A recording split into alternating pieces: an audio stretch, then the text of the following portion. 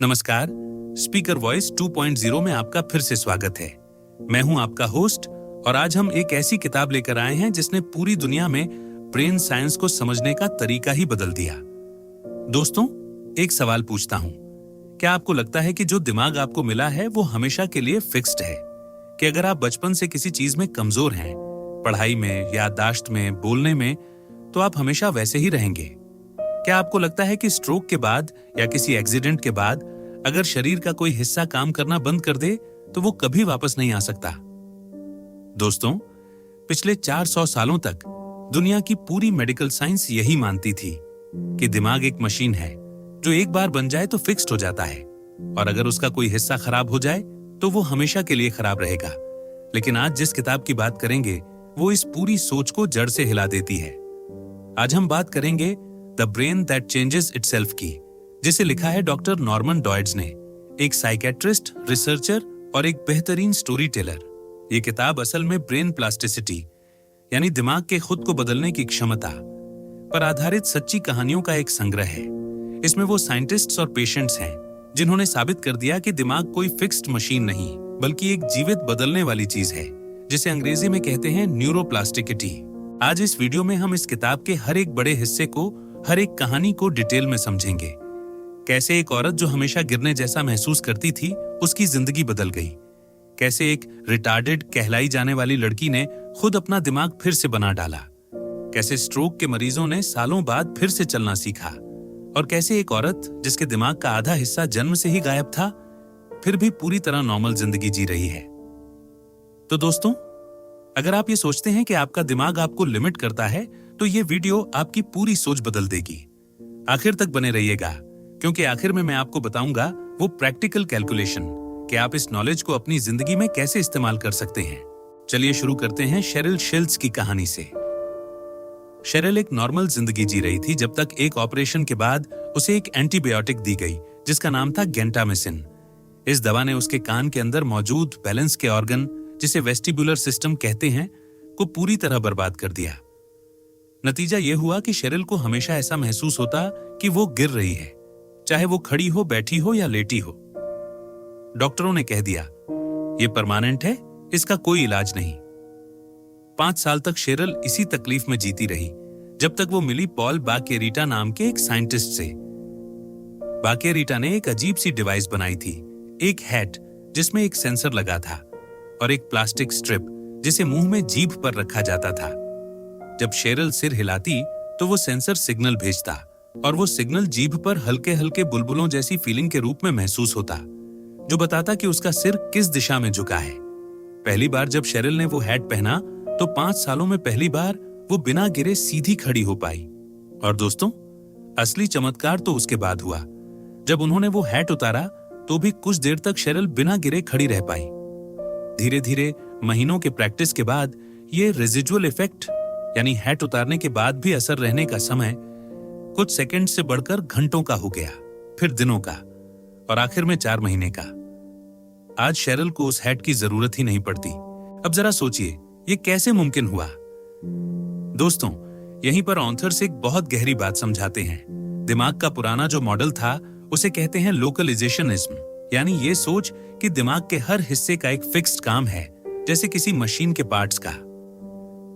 ये सोच शुरू हुई थी 1861 में, जब एक डॉक्टर पॉल ब्रोका ने एक ऐसे मरीज का ब्रेन स्टडी किया जो सिर्फ एक शब्द बोल पाता था, टैन टैन। जब उस मरीज की मृत्यु हुई तो ब्रेन में एक खास जगह पर डैमेज मिला, जिसे आज भी ब्रोकास एरिया कहते हैं। इस डिस्कवरी के बाद यह धारणा इतनी मजबूत हो गई कि साइंटिस्ट्स मानने लगे, ब्रेन का हर काम एक ही फिक्स्ड जगह पर हमेशा के लिए तय है।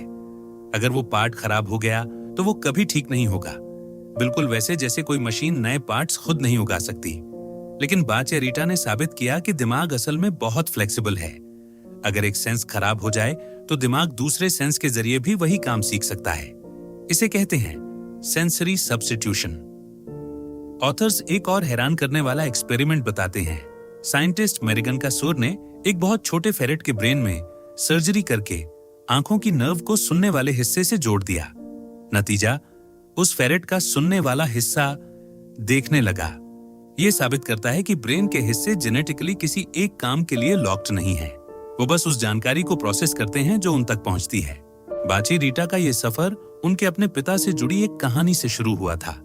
उनके पिता को एक बहुत बड़ा स्ट्रोक आया था, जिसने शरीर का आधा हिस्सा हमेशा के लिए पैरालाइज कर दिया था। डॉक्टरों ने कह दिया था कुछ नहीं हो सकता, लेकिन उनके भाई जॉर्ज ने हार नहीं मानी। उसने अपने पिता को फिर से बिल्कुल एक बच्चे की तरह घुटनों के बल रेंगना सिखाया, मार्बल्स पकड़ना सिखाया, बर्तन धोना सिखाया, रोजमर्रा के कामों को एक्सरसाइज में बदल दिया। 1 साल के अंदर उनके पिता फिर से चलने लगे, बोलने लगे और फिर से पूरे समय पढ़ाने भी लगे। जब सालों बाद उनकी मृत्यु के बाद ब्रेन का ऑटोप्सी हुआ तो पता चला उनके ब्रेन का एक बहुत बड़ा हिस्सा हमेशा के लिए डैमेज था। फिर भी उन्होंने पूरी तरह रिकवरी कर ली थी। दोस्तों, यहीं से बाचा रीटा को समझ आया कि दिमाग खुद को रीऑर्गेनाइज कर सकता है। अब बात करते हैं बारबरा एरोस्मिथ यंग की, जिनकी कहानी शायद इस किताब की सबसे प्रेरणादायक कहानियों में से एक है। बारबरा का दिमाग एक अजीब तरीके से असंतुलित था। एक तरफ उनकी याददाश्त 99वें परसेंटाइल में थी, लेकिन दूसरी तरफ उन्हें ऐसी बेसिक चीजें समझ नहीं आती थीं, जो एक आम बच्चे को आसानी से आ जाती हैं। उन्हें घड़ी देखनी नहीं आती थी, बाएं और दाएं का फर्क समझ नहीं आता था, पिता का भाई और भाई का पिता, इन दोनों में कोई अंतर महसूस नहीं होता था। वो हर बात को सिर्फ लैग टाइम में समझ पाती थीं, यानी बात खत्म होने के बाद दिमाग में उसे दोबारा चलाकर। दोस्तों, यहीं पर ऑथर्स एक बहुत जरूरी बात कहते हैं। बारबरा को अपने बचपन में इतना स्ट्रगल करना पड़ा कि वो सबवे के प्लेटफॉर्म पर खड़े होकर सोचती थीं कि कहां से कूदें कि सब खत्म हो जाए। लेकिन तभी उनके हाथ एक रिसर्च पेपर लगा, एक साइंटिस्ट मार्क रोजेंस्वाइग का, जिसने चूहों पर एक्सपेरिमेंट करके दिखाया था कि जो चूहे स्टिमुलेटिंग एनवायरनमेंट में रहते हैं, उनका ब्रेन फिजिकली बड़ा और मजबूत हो जाता है। बारबरा को समझ आया, अगर ब्रेन बदल सकता है तो शायद वो अपनी कमजोरी को एक्सरसाइज से ठीक कर सकती है। उन्होंने खुद के लिए एक्सरसाइजेस बनाई, घंटों तक क्लॉक की तस्वीरें देखकर समय पढ़ने की प्रैक्टिस की, बार बार गलतियां की, फिर से कोशिश की। हफ्तों की थकाने वाली मेहनत के बाद एक दिन उन्हें अचानक समझ आने लगा, घड़ी भी, ग्रामर भी, लॉजिक भी, और सबसे जरूरी, पहली बार वो लोगों की बातें उसी वक्त समझ पा रही थी जब वो बोली जा रही थी, ना कि घंटों बाद। इस सफलता के बाद बारबरा ने एरोस्मिथ स्कूल खोला, जहां आज हजारों बच्चे, जिन्हें लर्निंग डिसेबिलिटी का लेबल दिया गया था, वहां जाकर अपने दिमाग के कमजोर हिस्सों को एक्सरसाइज से मजबूत करते हैं। दोस्तों, ये सोच बहुत क्रांतिकारी है। पारंपरिक तरीका था कॉम्पेंसेशन, यानी कमजोरी को छुपाकर काम चलाना। जैसे पढ़ने में दिक्कत हो तो ओनेंडियो टेप्स सुन लो, लेकिन बारबरा ने दिखाया कि कॉम्पेंसेशन नहीं, बल्कि असली कमजोरी को एक्सरसाइज से ठीक किया जा सकता है, बिल्कुल वैसे ही जैसे जिम में एक कमजोर मांसपेशी को मजबूत किया जाता है। अब चलते हैं इस किताब के सबसे बड़े साइंटिस्ट की तरफ, माइकल मर्जेनिक, जिन्हें दुनिया ब्रेन प्लास्टिसिटी का सबसे बड़ा रिसर्चर मानती है। मर्जेनिक ने अपने करियर की शुरुआत में एक एक्सपेरिमेंट किया जो पूरी तरह गलती से सामने आया। उन्होंने बंदरों के हाथ की एक नर्व काटी और उम्मीद की कि ब्रेन का जो हिस्सा उस नर्व को प्रोसेस करता था वो अब बेकार हो जाएगा, कंफ्यूज्ड हो जाएगा। लेकिन जब उन्होंने महीनों बाद ब्रेन मैप को दोबारा जांचा तो हैरान रह गए। ब्रेन ने खुद को पूरी तरह रीऑर्गेनाइज कर लिया था। पास वाली नर्व्स के मैप्स ने उस खाली जगह को अपने कब्जे में ले लिया था। अब जरा सोचिए, इसका मतलब क्या है? इसका मतलब है ब्रेन के अंदर एक लगातार जंग चलती रहती है। हर ब्रेन मैप, हर मानसिक क्षमता अपने लिए जगह के लिए कंपीट करती है।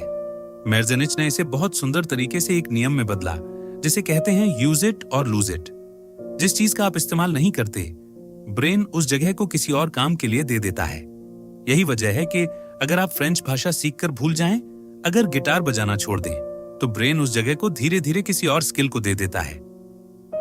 दोस्तों, यही ऑथर्स एक बहुत मशहूर सिद्धांत भी बताते हैं जो एक साइंटिस्ट डोनाल्ड हेब ने दिया था, neurons that fire together wire together. यानी जो न्यूरॉन्स बार बार एक साथ एक्टिवेट होते हैं वो आपस में मजबूत कनेक्शन बना लेते हैं। यही प्रिंसिपल है जिसकी वजह से कोई भी नई आदत, चाहे अच्छी हो या बुरी, धीरे धीरे ब्रेन में पक्की होती जाती है। ऑथर्स यहाँ मेर्जेनिक की एक और बड़ी उपलब्धि भी बताते हैं।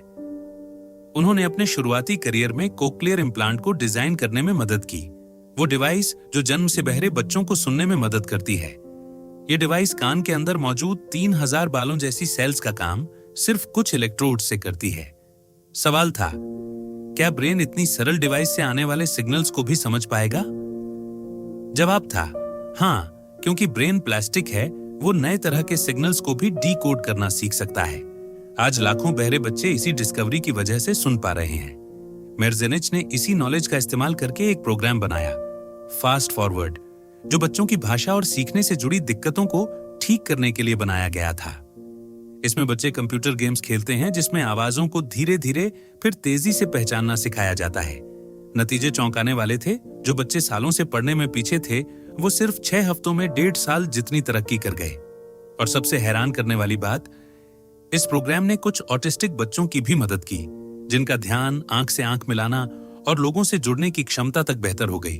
अब ऑथर्स एक बहुत दिलचस्प, थोड़ा सेंसिटिव टॉपिक पर आते हैं। प्यार और सेक्सुअल अट्रैक्शन भी प्लास्टिसिटी का ही एक हिस्सा है। हमारा दिमाग सिर्फ मूवमेंट या मेमोरी में नहीं, बल्कि हमारी पसंद नापसंद में भी बदल सकता है। ऑथर्स बताते हैं कि बचपन में हमारे साथ जो एक्सपीरियंसेस होते हैं, वो हमारे बड़े होने पर हमारी अट्रैक्शन और रिलेशनशिप के पैटर्न्स को गहराई से प्रभावित करते हैं, क्योंकि दिमाग एक क्रिटिकल पीरियड में इन पैटर्न्स को सीख लेता है, जैसे वो कोई भाषा सीख रहा हो। दोस्तों, यहीं ऑथर्स एक जरूरी वार्निंग भी देते हैं। आज के दौर में इंटरनेट पोर्नोग्राफी की जो लत बढ़ रही है, वो भी इसी न्यूरोप्लास्टिसिटी का एक अंधेरा पहलू है। जिस तरह कोई अच्छी आदत बार बार दोहराने से ब्रेन में पक्की होती है, उसी तरह ऐसी आदतें भी दिमाग में गहरी होती जाती हैं और असली रिश्तों में संतोष महसूस करना मुश्किल बना देती हैं। ऑथर्स कहते हैं, ब्रेन हमेशा न्यूट्रल होकर प्लास्टिक नहीं होता। वो जिस चीज को बार बार प्रैक्टिस करता है, वही मजबूत बनता है, चाहे वो अच्छी दिशा में हो या बुरी। अब बात करते हैं एक बहुत ताकतवर कहानी की, डॉक्टर एडवर्ड टायब और उनकी स्ट्रोक थेरेपी की। टायब ने बंदरों पर एक्सपेरिमेंट्स करते हुए एक बहुत जरूरी चीज डिस्कवर की, जिसे उन्होंने नाम दिया लर्न्ड नॉन यूज।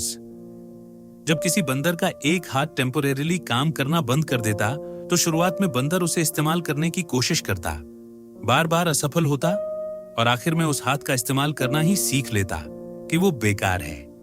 ठीक यही चीज स्ट्रोक के मरीजों के साथ भी होती है। उनका ब्रेन फिजिकली ठीक हो सकता है, लेकिन वो अपने कमजोर हाथ को इस्तेमाल ना करना सीख चुके होते हैं। टॉब ने एक थेरेपी बनाई जिसे कहते हैं कंस्ट्रेंट इंड्यूस्ड मूवमेंट थेरेपी। इसमें मरीज के अच्छे हाथ को एक मिट पहनाकर बांध दिया जाता, ताकि उन्हें मजबूरन अपने कमजोर हाथ का इस्तेमाल करना पड़े, घंटों तक, रोज, हफ्तों तक। नतीजे हैरान करने वाले थे। एक डॉक्टर जिनका पूरा बायां हिस्सा स्ट्रोक से पैरालाइज्ड हो गया था, 2 हफ्तों की इस थेरेपी के बाद फिर से लिख पा रहे थे, स्क्रैबल खेल पा रहे थे और महीनों बाद फिर से टेनिस खेलने लगे। एक और मरीज जिन्हें उनके स्ट्रोक के 45 साल बाद ये थेरेपी मिली, उनका भी हाथ बेहतर हुआ। दोस्तों, इस कहानी में एक बहुत दुखद मोड़ भी है। टॉब को अपने ही रिसर्च की वजह से बरसों तक बहुत बड़ी मुसीबत झेलनी पड़ी। एक एनिमल राइट्स ग्रुप ने उन पर बंदरों को यातना देने का इल्जाम लगाया। उन्हें कोर्ट में घसीटा गया। उनकी पूरी जिंदगी बर्बाद करने की कोशिश हुई। सालों की कानूनी लड़ाई के बाद वो पूरी तरह निर्दोष साबित हुए, लेकिन इसकी कीमत उन्हें अपनी जमा पूंजी, अपने घर और सालों के करियर से चुकानी पड़ी। ऑथर्स ये कहानी इसलिए बताते हैं ताकि हम समझें, कई बार सच्चाई को दुनिया के सामने आने में बहुत बड़ी कीमत चुकानी पड़ती है। अब बात करते हैं OCD यानी ऑब्सेसिव कंपल्सिव डिसऑर्डर की। ऑथर्स साइकेट्रिस्ट जेफरी श्वार्ट्ज का काम बताते हैं, जिन्होंने ब्रेन स्कैन से डिस्कवर किया कि OCD के मरीजों के ब्रेन में 3 हिस्से, ऑर्बिटल फ्रंटल कॉर्टेक्स, सिंगुलेट और कैडेट न्यूक्लियस, एक साथ ऑन होकर अटक जाते हैं।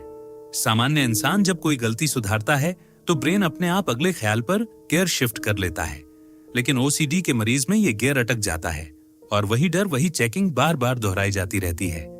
श्वार्ट्ज ने एक थेरेपी बनाई जिसके 2 मुख्य स्टेप्स हैं।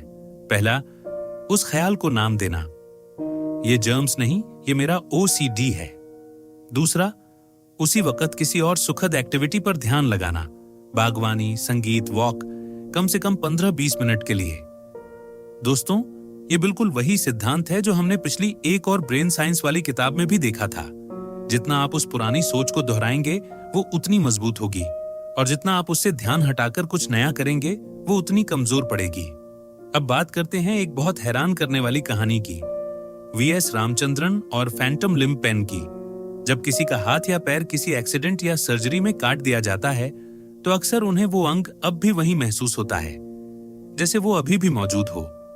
और सबसे तकलीफदेह बात ये कि कई बार उस गायब अंग में भयानक दर्द भी महसूस होता है जिसे फैंटम पेन कहते हैं। सवाल ये है, जो अंग है ही नहीं उसमें दर्द कैसे हो सकता है? रामचंद्र ने पाया कि जब कोई अंग कट जाता है तो ब्रेन के उस हिस्से का मैप पास वाले हिस्से जैसे चेहरे के मैप में मिल जाता है। इसीलिए अगर आप किसी हाथ खो चुके इंसान के गाल को छुएं तो उसे अपने गायब हाथ में भी वो छुअन महसूस होती है। इस डिस्कवरी के आधार पर रामचंद्रन ने एक बहुत ही जीनियस जुगाड़ बनाया, एक मिरर बॉक्स। इसमें मरीज अपना सही हाथ शीशे के सामने रखता है जिससे उसे शीशे में अपने कटे हुए हाथ का प्रतिबिंब दिखता है। जब वो सही हाथ हिलाता है तो ब्रेन को लगता है कि उसका कटा हुआ हाथ भी हिल रहा है। एक मरीज जिसका हैंड एक्सीडेंट के बाद कई सालों से एक ही जगह जमा हुआ महसूस होता था, बस 4 हफ्तों तक ये मिरर बॉक्स इस्तेमाल करने के बाद उसका फैंटम पेन, उसका फैंटम दर्द पूरी तरह गायब हो गया। दोस्तों, यहाँ ऑथर्स एक गहरी बात कहते हैं, आपका अपना शरीर भी एक तरह का फैंटम है जिसे आपका ब्रेन सिर्फ आपके फायदे के लिए बनाता है।